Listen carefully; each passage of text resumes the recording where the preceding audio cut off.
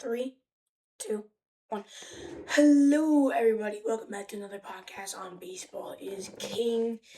Obviously, baseball is the best sport around here. Of course, in my opinion. I don't know about you guys that are watching, but it's definitely the best one in my opinion. So today we're gonna be definitely talking about: is it true that the Mets really suck this bad? No offense to all my Mets fans, but it's kind of crazy. Over the past two off seasons, they've spent $5.1 billion, not million, billion, with a B. No, and I did not stutter there. Not only that, they suck. They haven't won a game since April 8th. April 8th, if you think about it. Right now, at the time of recording, it's 4:21, which would be April 21st. It's 8:50 p.m. right now. So think about that. And they're right now, currently, they're playing the Twins. So since April 8th, they haven't won a game. In that streak of 11 straight lost games, they've been swept 3 times in those 11 games. They've been swept by the Athletics, the Dodgers, and the Cubs. Now, with all the salary cap that they spent on their top players, which would be Juan Soto. Yes, Juan Soto's hurt. Prayers up for him. Francisco Lindor has been on a cold streak. He has not been able to hit so far. But at the time of recording this, actually, Francisco Lindor just hit a 3-run home run. So clap it up for Frankie Lindor. So W's in the chat for Francisco Lindor. He's been trying to break out of his slump. Freddie Peralta, their soon-to-be ace, well, already ace. I don't even know what I'm talking about.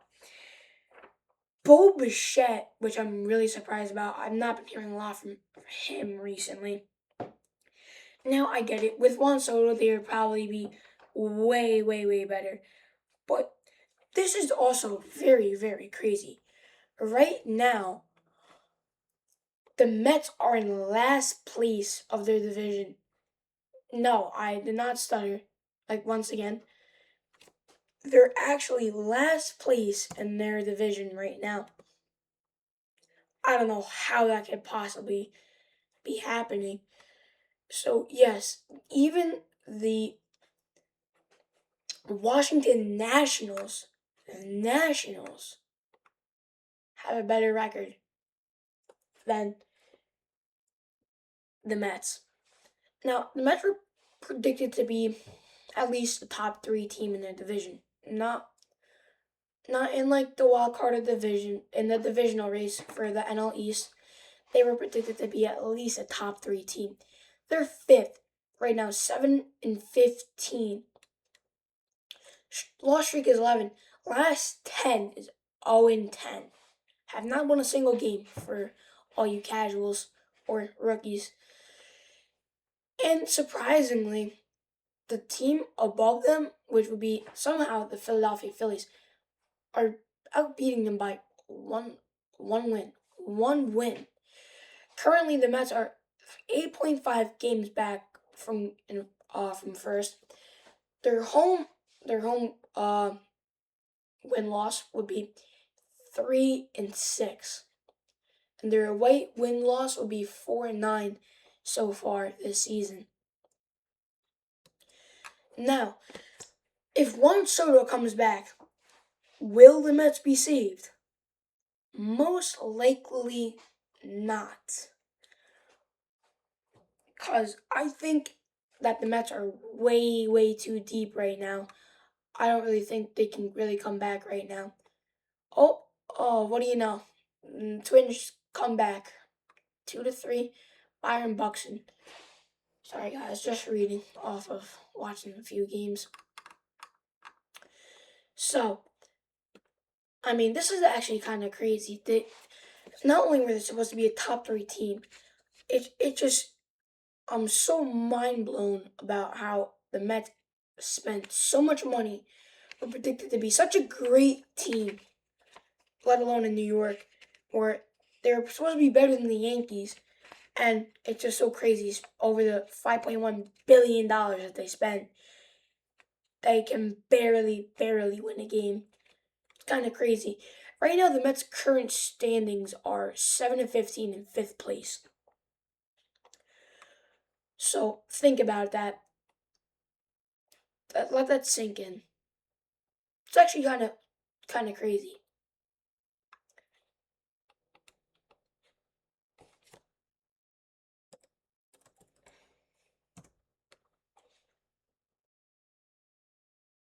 Cut that out of there, by the way. That long moment of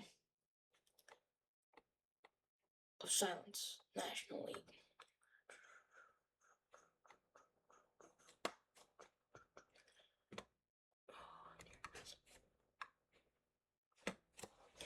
So here is the stat line for the New York Mets right now. The team leaders are Luis Robert Jr., Francisco Alvarez, Bo Bichette, Luis Robert Jr. once again, and Bo Bichette once again. Now, what they're leading their team for the Mets, Luis Robert, the highest batting average leader, so he's the leader, which means he has the highest batting average, is a .257. Luis Robert Jr. has a .257. That's kind of crazy. Home runs. The most home runs by one player that the New York Mets have is Francisco Alvarez with 4. 4 home runs. 4. RBIs, the most RBIs one player has on the Mets, the highest is 9 RBIs.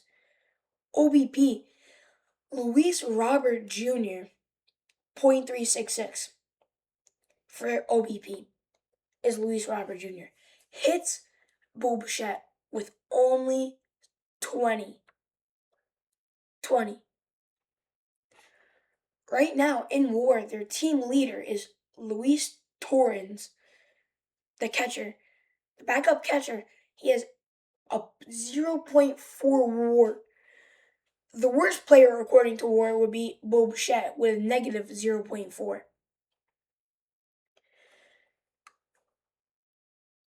Now, wait a minute.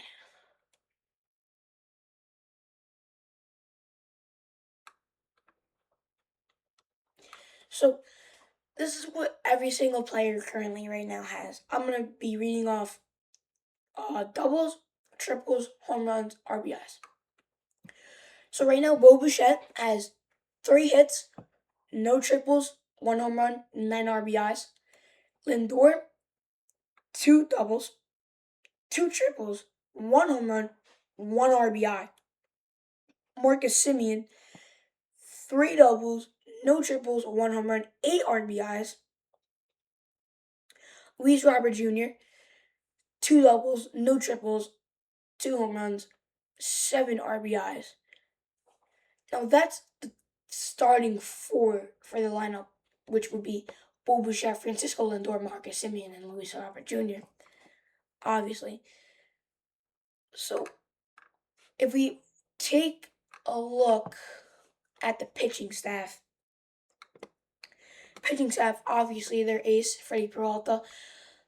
Their 5 all-around starting rotation would be Freddie Peralta, Noah McLean, David Peterson, Clay Holmes, and Kodai Senga, obviously. So far, their best starter right now is the rookie Noah McLean.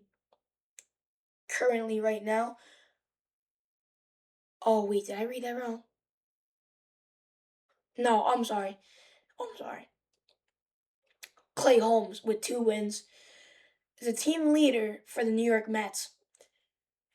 He's a starting pitcher for the Mets.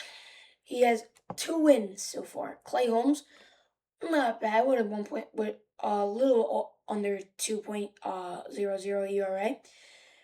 The most strikeouts for the Mets by one pitcher would be 28. The most saves for the Mets right now by one pitcher is Devin Williams with 2. And then the most holds for the Mets by one single player right now is 3 by Brooks Raley. Other than that, I'm actually pretty speechless for this team. They have a great rotation. I think it's just like they're going to start off cold and they just need to build up the pieces once again. And now for me, a Yankees fan that I am, this is very, very crazy for me saying this. But I actually feel bad for the Mets a little bit. Not all the way, but I just feel bad. I mean, you gotta almost feel bad for Frankie Lindor. I mean, he's trying to do the best he can for the team, trying not to get caught, trying to do the best he can to not get benched, help out the team. And everybody around the internet is currently saying that Francisco Lindor should be cut, that he should just be DFA'd and should just leave. Now, will they obviously do that? I believe that the Mets will not. But if the Mets still want a chance at actually making the playoffs, well, they better pick it up now. Otherwise, I don't really think they got a chance. Because, I mean, if we're looking at the scores here, their first loss, where it all started from the streak, was April 8th. It was against the Diamondbacks. The day before that, they came off of a win, 4-3 against the Diamondbacks. Then they just all crumpled for them. 7-2, 7-1, 4-0, 11-6, 1-0, 4-0, 2-1, 8-2, 12-4, 4-2, 2-1. And I'm sorry, Diamondbacks lost 7-2. Diamondbacks lost 7-1. Athletics lost 4-0. Athletics lost 11-6. Athletics lose once again 1-0. Dodgers lose 4-0. Dodgers lost 2-1. Dodgers lost 8-2. Cubs lost 12-4. Cubs lost 4-2. Cubs lost 2-1. So really, a few games were actually close. Like the game against the Athletics, our last game of the series against the Athletics was a 1-0 game. That was pretty close, like a pitcher's duel. And obviously, the last game that they lost against the Cubs, 2-1, that also must have been a pitcher's duel. As a Yankees fan, I don't really watch much Mets baseball, so I wouldn't really know. But these all seem like close games. 2-1 against the Dodgers, 1-0 against the Athletics. But the Mets have just been crumbling under pressure and have not been able to pick up the pieces and win. Currently, right now, they were up 3-0 almost the entire game. It is the top of the 7th right now. And the Minnesota Twins have just came all the way back down 3. And this current score right now is 3-3. Now, obviously, I don't really want the Mets to win because I'm a Yankees fan. When we play them in the Subway Series, it's already a tough series enough. But, yeah, other than that, here are some clips. There will be, of course, clips of the Mets playing in the background, obviously, because, well, it's a Mets series. It's a Mets episode today, apparently. So, there will be clips coming around very soon, once I'm done talking about this, about what other people have to say about the New York Mets and what they should do and what might happen, all the rumors, and roll the clips. .46 OPS, 0 homers, and 1 swipe.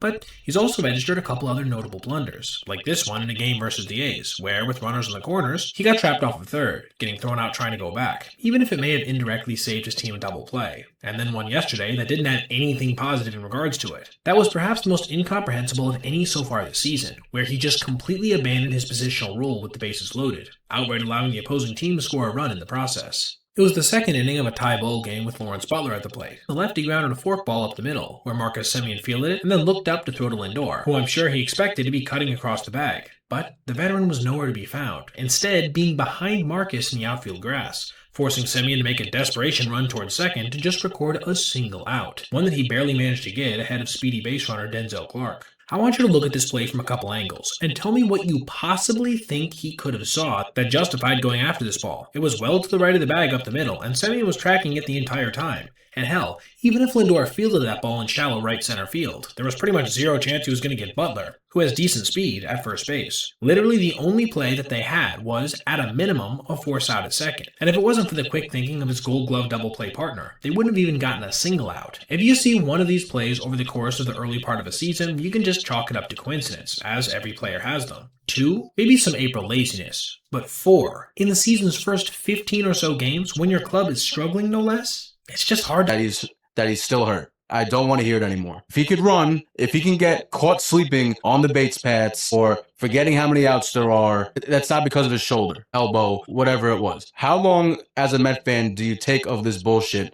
of having a slow start to every single season he played? It's interesting, right? You can take it. There are a lot of things that go wrong. Of course, almost everything has gone wrong. There are certain things that you can accept if your team's winning. Right now, with how everything has gone, no, people are even talking about getting rid of Francisco Lindor, getting him traded out of here. Would you? I'm getting to it. And it's really because of other things that have been rumored outside of the team. And also him just... Like the clubhouse. Not, like with clubhouse stuff. Clubhouse demeanor, not looking like he's very... Consecutive ball game. Throughout this losing streak, the Mets are batting just $150 with runners in scoring position. Furthermore, the New York Mets are now what? 8 games below 500. If I'm not mistaken, no team in Major League Baseball history has ever made postseason play after having an 11-plus game losing streak in a season. If the Mets want to do anything this year, as Juan Soto returns from the homestand next week, the Mets are going to need to have themselves a truly historic, a truly miraculous run that we have never seen in the franchise's history of existence going back to the early 1960s. Okay, I'm sorry. Carlos Mendoza cannot be this Mets manager anymore. This is not a personal slight against him, nor does he have fault for everything, because a lot of this falls on the players. Something needs to change. Someone needs to be held accountable. And the New York Mets aren't just going to go and drastically trade Francisco Lindor tomorrow. They're not going to completely belly up their roster after already doing that a month and a half, 2 months ago this past offseason. It ain't going to happen that sudden. So whether it's completely justified or not,